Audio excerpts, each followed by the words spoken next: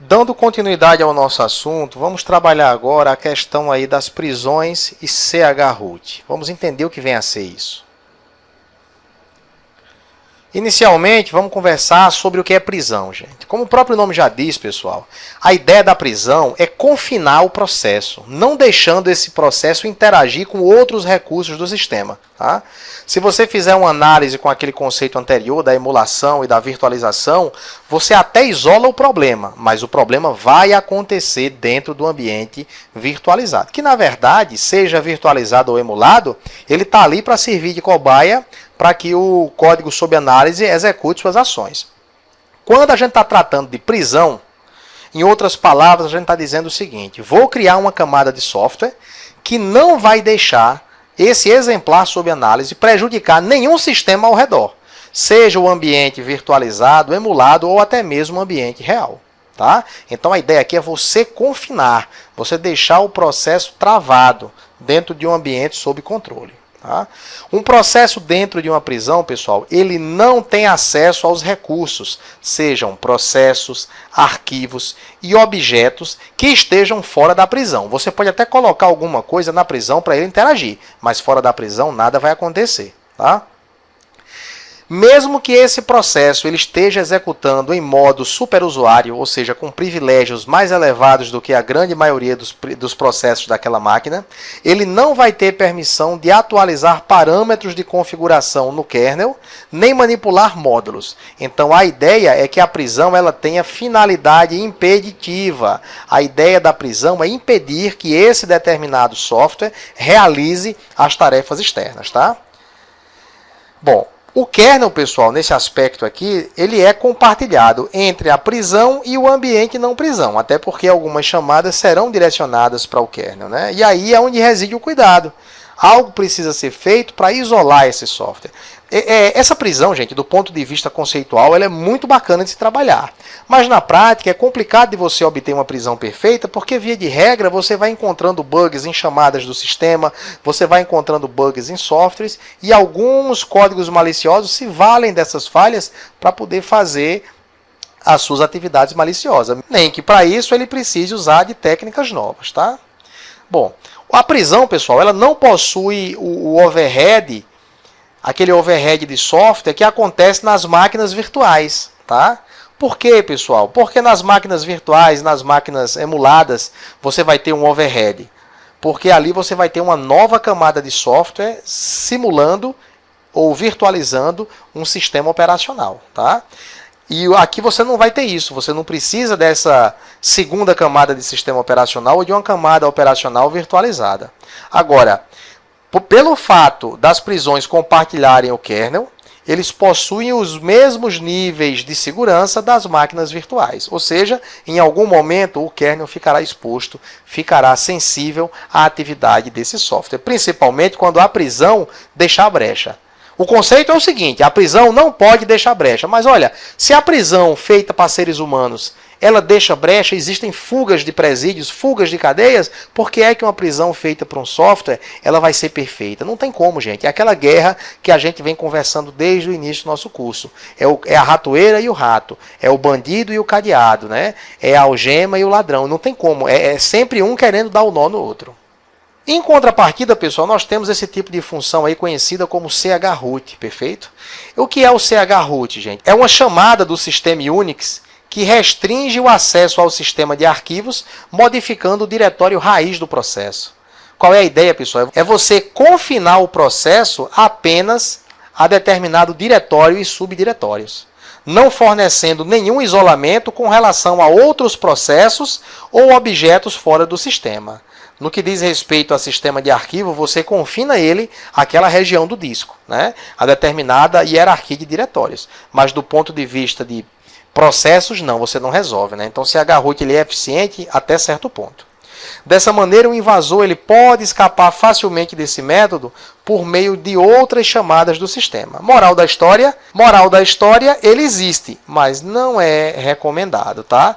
Então é uma solução assim bem primária, né, para quem está trabalhando um código que é mirim, não é um código profissional de atividade maliciosa. A técnica de VMI, pessoal, ou Virtual Machine Introspection, ela é muito tranquila de você entender. Por quê? Porque, na verdade, ela é a extensão do conceito de virtualização e de emulação. Na verdade, você vai pegar uma máquina virtual ou um ambiente emulado e nele você vai acoplar ferramentas de vigilância e de análise do software, tá? Assim fica bem fácil da gente compreender. Então, vamos partir para a parte conceitual. VMI, pessoal, significa que você vai modificar um programa de virtualização ou emulação, tá? Tanto faz ser um quanto o outro. Com que ideia, com que objetivo? De obter informações internas ao hóspede, a partir do hospedeiro, tá? Então você tem duas máquinas ali. Você tem um ambiente que hospeda e você tem um ambiente que está hospedado, que é o hóspede. Em cima desse ambiente hóspede, você vai montar uma estrutura, né, uma estrutura virtualizada ou emulada, para colher as informações desse exemplar. A principal desvantagem da VMI é que um malware pode detectar que está sendo executado em um ambiente emulado virtual, coisa que nós já vimos, né? Nós já vimos que o ambiente emulado ou ambiente virtualizado tem essa fraqueza. E aí, pessoal, você vai ter um comportamento do software evitando a análise como um todo, ou então o software sob análise vai apresentar um comportamento alternativo àquele malicioso. O que é pior, né? O que é pior, porque você não sabe se aquele comportamento é o comportamento previsto ou um comportamento que está sendo dissimulado para enganar o analista de código que ali se encontra. Em outras palavras, pessoal, é uma técnica onde se cria uma camada entre o sistema de análise, o GUEST, e o sistema de processamento, o host, de forma que todas as ações que ocorrem dentro do sistema guest não são propagadas para o sistema host. Ou seja, você tem que criar aquele ambiente de isolamento, que é justamente aonde entra a fortaleza das técnicas de emulação e de virtualização, tá? Ele também, pessoal, possibilita a captura das ações que estão sendo executadas dentro do ambiente de análise, sem que haja qualquer interferência dentro do ambiente onde está sendo executado, possibilitando assim que um malware seja analisado sem qualquer tipo de modificação no sistema host. Se você comprometer alguém, vai comprometer o hóspede, né? E não o hospedeiro, que no caso aqui está sendo utilizado o termo em inglês host, tá? Bom, com a técnica de VMI, pessoal, é possível obter informações de mais baixo nível sobre a execução do binário, como, por exemplo, chamadas de sistema executadas e qual é o estado da memória, qual é o estado dos registradores do processador. Por quê, gente? Porque quando você tem um ambiente, imagine que você tem aí dois vasilhames, tá? Um vasilhame externo e um vasilhame mais interno. Em alguns momentos dentro da VMI, você vai precisar pausar essa máquina virtual. Então, quando você pausa a máquina mais interna, ou seja, a máquina hóspede, você tem como fazê-la voltar a funcionar. Por quê? Porque o controle está sendo efetivado pela máquina hospedeira. Então, a máquina hospedeira permanece em operação, pausando, dando play, voltando, executando novamente a máquina hóspede. Se você tivesse feito isso somente em uma máquina, imagine agora que você tentou fazer análise de um software num ambiente sem virtualização. Você tomou todos os cuidados do planeta, criou uma camada de proteção e tal, mas você está trabalhando somente com uma camada de software de sistema operacional. Não está usando virtualização, não está usando emulação. Aí o que é que acontece? Você vai dar um pause no processo para analisá-lo naquele momento. Gente, como você deu um pause, você paralisou tudo. Você paralisou o seu kernel, você paralisou o seu sistema operacional. E para você voltar, você precisa que o seu sistema operacional esteja em andamento. Mas ele não está porque está em pause e, por sua vez, ele não pode recuperar. Ou seja, você entrou num deadlock aí, né, onde a cobra está engolindo o próprio rabo. E aí fica difícil de você trabalhar. No caso da VMI, não, né? Você tem condições de verificar essas chamadas. Por quê? Porque você tem a facilidade de poder pausar o sistema, de poder adiantar, de fazer uma análise mais para e passo aí desse ambiente, tá? Ainda sobre VMI, pessoal, ela tem uma grande limitação. É a necessidade do ambiente de análise virtualizado, ou em outras palavras também emulado, perfeito? Por quê? Porque como não há modificação no sistema hóspede, a análise fica transparente para o malware, impossibilitando qualquer tentativa de identificação do componente de captura. Existem alguns tipos de malware que, a fim de burlar essa análise, realizam diversas checagens para verificar se estão operando em ambiente virtual. E ao notarem a presença desse tipo de ambiente, modificam seu comportamento de forma a ocultar o fluxo de execução malicioso. É aquilo que nós já falamos em 3, 4 slides e aqui nós estamos falando pela quinta vez, gente. O macete é não deixar o software perceber que está sendo monitorado, tá bom? E nesse aspecto, nós aprendemos que a emulação ela é melhor do que a virtualização, apesar de ser mais lenta. Outros pontos positivos, pessoal, é que com essa parte aí da virtualização, com a utilização da técnica de VMI, é possível alcançar um nível de privilégio adicional da camada de abstração intermediária entre o host e o guest. Por quê? Porque quem está no ambiente hospedeiro tem condições de ter uma visão do todo, não só do ambiente operacional, mas também do software sob análise. A VMI também torna possível a análise de malware cuja execução ocorre no nível de kernel, como os rootkits. No kernel de quem? No kernel do guest, tá? No kernel daquela máquina hóspede. E isso às vezes não é possível com as técnicas de hooking que nós veremos adiante. Um tipo de informação que pode ser capturada do sistema guest são as chamadas de sistema que o malware executou durante a análise. E se você estivesse usando um software dentro da própria máquina guest, da máquina hóspede, em nível de usuário, talvez você não percebesse quais chamadas do sistema foram executadas. Mas como você está num ambiente mais externo, mais abrangente, você consegue ter essa percepção. Até porque você da máquina hospedeira consegue visualizar com abrangência maior o que está acontecendo na máquina hóspede. Bom, agora vamos conversar sobre kernel callbacks e filter driver callbacks, tá? Bom, o que vem a ser kernel callbacks, pessoal? São funções disponibilizadas pelos sistemas operacionais às aplicações, com finalidades de notificações de alteração no sistema. Ou seja, quando um sistema operacional é construído, você tem aquelas chamadas de sistema que são oferecidas a todos os programas que vão ali operar. Você tem a chamada para acesso ao CD-ROM, você tem a chamada para o sistema operacional, você tem diversas chamadas. E, na verdade, quando essa chamada é executada, sempre tem um retorno, né? Ou seja, recebi a requisição, eu, sistema operacional, recebo a requisição, faço a chamada e devolvo uma resposta. A essa resposta nós damos o nome aí de kernel callbacks, tá? Então, essas chamadas, pessoal, essas respostas às chamadas do kernel, por serem bem documentadas, elas se apresentam de forma bastante consistente, apesar das sutis variantes existentes entre as versões dos sistemas operacionais. Por quê? Porque quando você tem um sistema operacional, por exemplo, o Windows Vista, você tem um determinado conjunto de chamadas ao sistema e, em consequência, você tem um determinado conjunto de respostas a essas chamadas.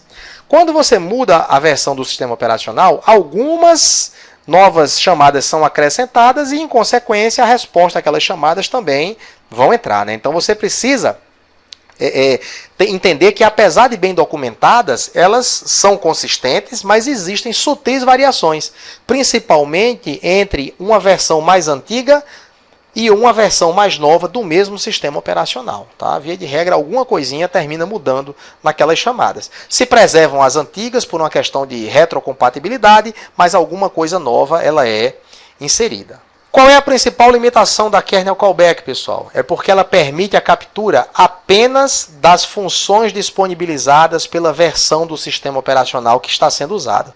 É aquilo que nós falamos, né, gente? Se um sistema operacional disponibiliza determinado conjunto de chamadas, eu só posso operar em cima daquelas chamadas que o sistema me favorece. Eu não posso operar em outras. Eu vou ficar restrito ao conjunto ofertado por aquela versão do sistema operacional. Né? E que são muitas, tá? Não são poucas não, são muitas. O sistema operacional é quem fornece o menu de chamadas, não é o analista que as constrói. E se os kernel callbacks, apesar de oferecerem aquele menu bem extenso das chamadas do sistema, ainda não for suficiente, você pode também estender essas funcionalidades através da técnica de driver callback. Tá? Por quê? Porque o acesso a alguns drivers não necessariamente passam pelo kernel. Lembrando, gente, você só manda para o kernel, né, via de regra o kernel vai receber de você aquelas chamadas, as funções que têm capacidade de desestabilizar o sistema. Tudo aquilo que você pode fazer diretamente sem essa chance, o sistema operacional permite que você acesse o driver, tá? Acesse o dispositivo sem passar por ele. É uma questão até de desoneração de trabalho. Pois bem, a captura que nós vimos no kernel callback, ela pode ser melhorada através da utilização de filtros de drivers, tá? Que nós, na verdade, vamos tentar com esses filtros colher o retorno aí dessas chamadas. O funcionamento é similar ao de um filtro, interceptando todas as requisições feitas a um determinado dispositivo do sistema. Se posicionam, pessoal, entre o driver de dispositivo, que é onde estão sendo interceptadas as requisições, e o nível de usuário. Então ela fica ali no meio do caminho, tendo acesso assim a todas as chamadas feitas ao dispositivo interceptado e, obviamente, as respostas, né? O uso dele em conjunto com o kernel callback possibilita que seja capturado um número maior de informações, as informações direcionadas ao kernel e as informações direcionadas aos drivers e, obviamente, as respectivas respostas. Apesar de ainda você ter essa limitação, mas você expandiu, né, o pouco que você tinha na questão do kernel callback. Como resultado, pessoal, a gente termina correndo o risco de ter uma análise incompleta ou inconclusiva. Por quê? Porque se você se limitar a fazer a verificação somente daquilo que foi promovido via chamada de sistema e via driver, você pode não ter acesso a 100% das chamadas efetuadas pelo código malicioso. Tá? Bom, quais são os comandos relacionados com esse conceito de callback? Tá? Você vai ter alguns aqui, por exemplo, o strace, que é um comando do Linux. O que é que o strace faz? Ele é um rastreador genérico de chamadas de sistema e ele já se anexa em um processo que já esteja em execução. Tá? Essa é a ideia, ele é como se fosse um grampo. Nós temos aí o TTY-watch, né, que também é um comando Linux. Qual é a ideia dele? É grampear sessões de login diretamente a uma porta de terminal do usuário. Dessa maneira você tem essa vigilância constante. Agora só tem um detalhe, né, gente? Só pode haver um processo de rastreamento por processo rastreado. Aí você pode olhar para mim e dizer, Gustavo, eu só preciso de um rastreador. Se eu puser o meu rastreador naquele software, tá beleza, eu não preciso de 2 rastreadores. Mas, gente, o código malicioso sabe disso. Olha só como é aquela história do rato e da ratoeira. Quando o código malicioso percebe essa característica, o que é que ele faz? Ele simplesmente torna o processo dele não rastreável. Fazendo como? Grampeando-se. Ele mesmo se grampeia antes dos investigadores. Tá? Então, dessa forma, ele garante que, como um processo já o grampeou, ninguém mais vai poder fazê-lo. Tá? Então, observem aí a sutileza do código. Então, vamos encerrar o nosso vídeo por aqui. Daqui a pouco a gente volta com o conceito de hooking.